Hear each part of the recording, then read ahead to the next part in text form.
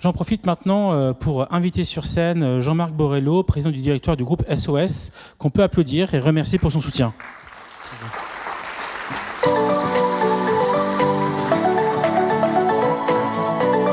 Merci Jean-Marc, c'est à toi. Merci. Bonjour à toutes et tous. Le thème est donc de l'engagement comme condition de la réussite. Alors effectivement, je pourrais reprendre du Audiard, un con qui marche. Alors vous avez devant vous un con qui marche depuis 38 ans. Pas toujours en sachant très exactement où il va, mais l'avantage c'est qu'en vieillissant, on va moins vite, mais on connaît un peu mieux la destination, donc on finit par gagner du temps. Un mot pour le groupe SOS, qui est un machin associatif, créé donc il y a 38 ans et qui a un peu grandi, puisque nous étions 2 bénévoles et nous sommes 25 000 salariés, donc la maison a un peu grandi depuis cette époque-là.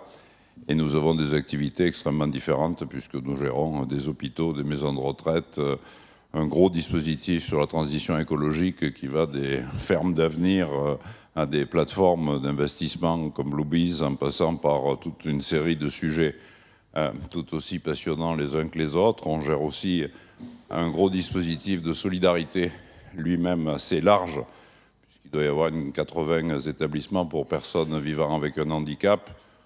On doit héberger en permanence 3 ou 4 000 personnes sans domicile fixe et selon les périodes, 4 ou 5 000 personnes demandeurs d'asile. Donc ça dépend avant ou après l'Afghanistan, avant ou après l'Ukraine. Donc les variations sont assez fortes. Et nous sommes présents dans une quarantaine de pays aujourd'hui. On s'intéresse au sujet de culture avec un pôle qui s'est pas mal développé. Et puis on a toute une série d'initiatives marrantes du type ouvrir des bistrots dans des villages où il n'y en avait plus. Ça s'appelle 1000 cafés. Donc il y a un peu plus d'1 an et demi, on s'est rendu compte que la fracture territoriale, ça existait et que le meilleur moyen de lutter contre cette fracture territoriale, c'était de ramener des lieux un peu collectifs dans des villages qui étaient gentiment en train de mourir parce qu'il n'y avait plus rien. Et on a décidé d'ouvrir 1000 cafés, qui sont des cafés, épiceries, points poste, etc., dans des petits villages où il n'y avait plus rien. Donc le champ de SOS est assez vaste, avec une idée qui était de commencer par l'engagement et puis de voir ensuite si on pouvait réussir. Alors, aujourd'hui, les questions pas mal d'impact. L'impact, ça se mesure sans doute, ça se mesure de plus en plus facilement. En tout cas, un certain nombre d'outils sont à votre disposition pour mesurer l'impact écologique. Et on a eu quelques exemples, il y a quelques start-up et autres qui présentent leurs activités. Et puis il y a aussi, évidemment, l'impact social, qui est un peu plus difficile à mesurer. Et il y a l'impact économique, parce que est-ce que le simple fait de se développer est une bonne nouvelle, ou se développer, ça veut aussi dire développer des impacts négatifs. Donc sans doute que le premier sujet, c'est comment on mesure l'impact.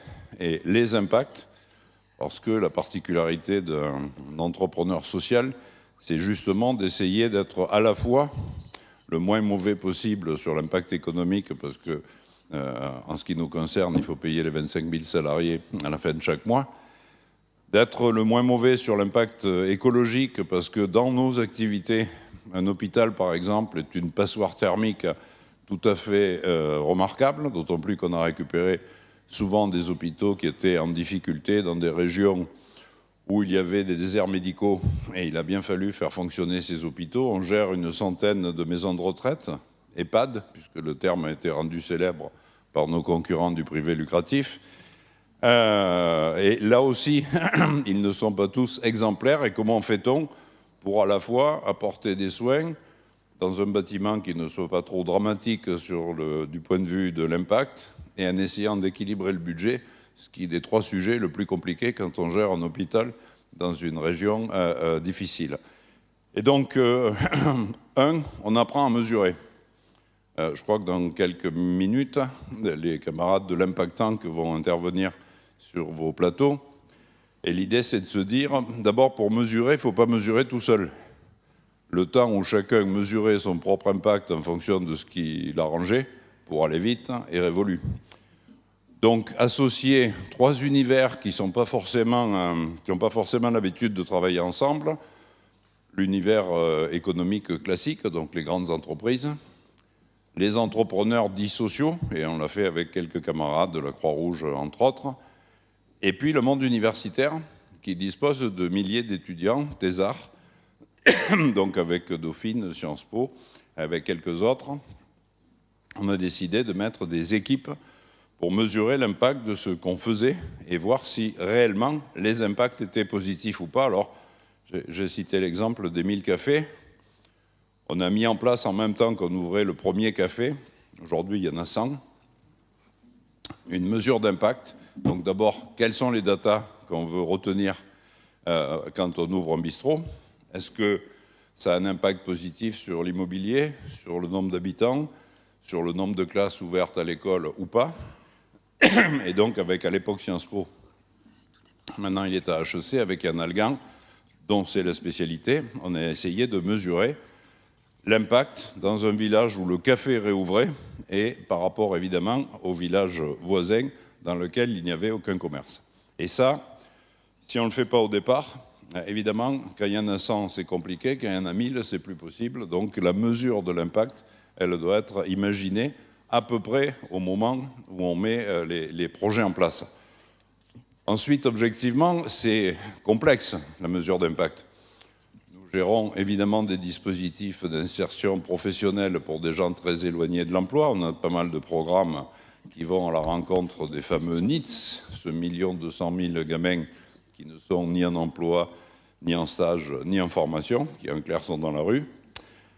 Alors, on peut mesurer assez facilement, à partir du nombre de gamins qu'on prend en charge, combien d'entre eux vont intégrer une formation, un emploi ou une scolarité.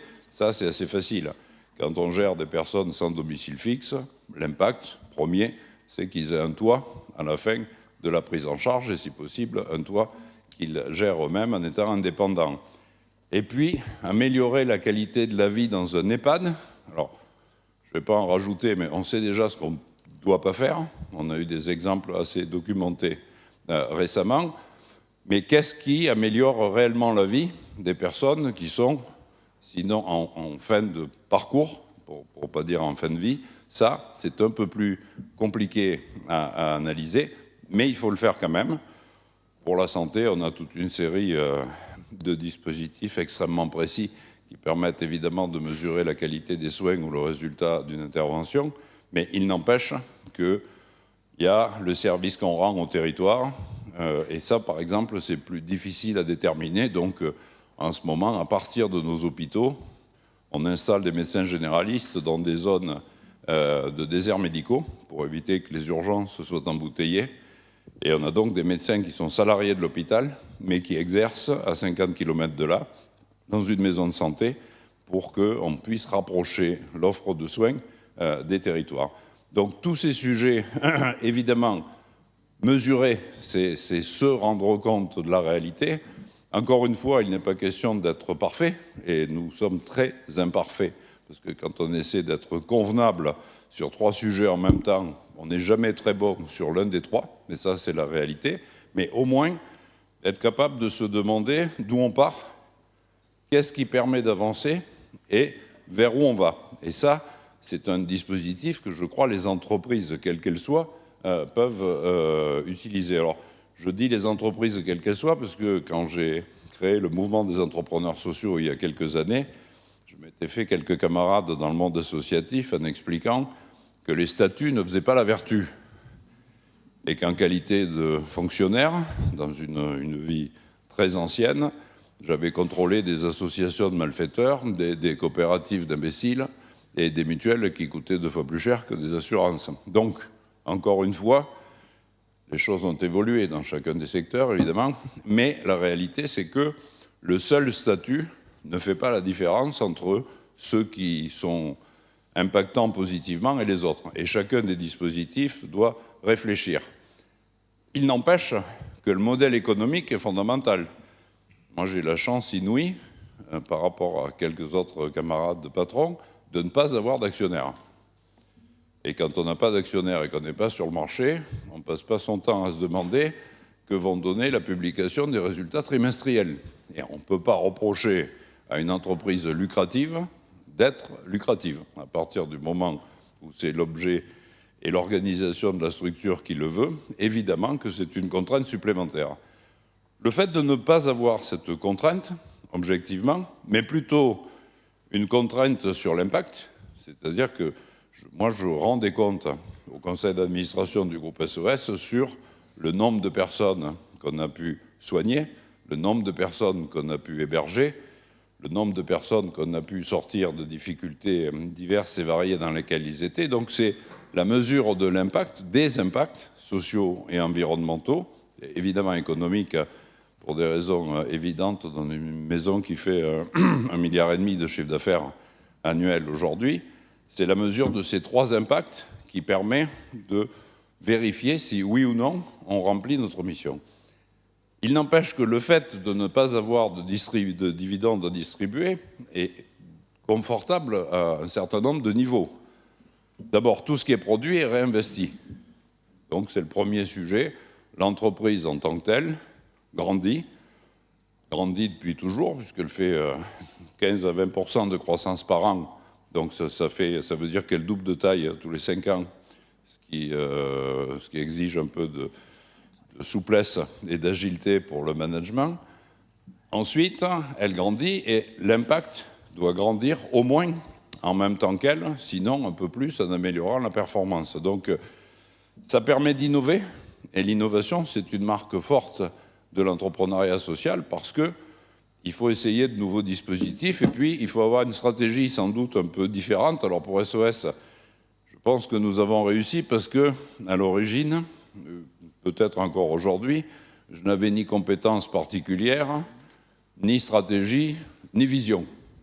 Donc si j'avais une compétence quelconque en matière de gestion d'entreprise, j'aurais sans doute compris qu'on ne faisait pas d'entreprise sans capital, qu'il fallait se concentrer sur un métier, qu'il fallait éviter de se disperser. On a fait tout à fait l'inverse et ça a plutôt bien marché. Donc comme on ne savait pas que c'était impossible, on l'a fait. Pas de stratégie parce qu'on a juste essayé de vérifier quels étaient les besoins de la société au moment où on lançait de nouveaux dispositifs avec une idée simple, nouveaux besoins, nouvelles réponses à inventer. Et les 1000 cafés, objectivement, on ne les aurait pas inventés il y a 20 ans parce que personne n'avait aucune idée de ce qu'étaient les difficultés dans les territoires ruraux. Je dois me dépêcher? C'est ça? On pourrait vous écouter des heures. Je peux vous faire 38 ans comme ça, mais j'essaie de le faire en accéléré. Oui, oui. En tout cas, mesurer, innover, avoir des logiques innovantes sur tous les secteurs, économiques aussi, parce qu'on peut envisager de faire des choses dans une économie un peu différente, mais globalement, continuer d'essayer, ne pas avoir peur de se tromper, recruter des talents, ça c'est le plus simple, parce que objectivement, depuis 10 ans, on voit arriver les meilleurs élèves des meilleures écoles qui viennent chez nous pour travailler plus et gagner moins. Et donc, on se dit qu'on a trouvé un truc que plein de grands groupes aimeraient trouver. Et on met à disposition le savoir-faire des grands groupes en question. Donc, encore une fois, parce que là, je vais me faire couper le micro purement et simplement. Essayez, ne pas avoir peur de se tromper, innover, inventer, ne pas essayer d'être le meilleur, mais essayer de ne pas être le plus mauvais dans chacun des secteurs que j'ai décrits. Merci de votre attention.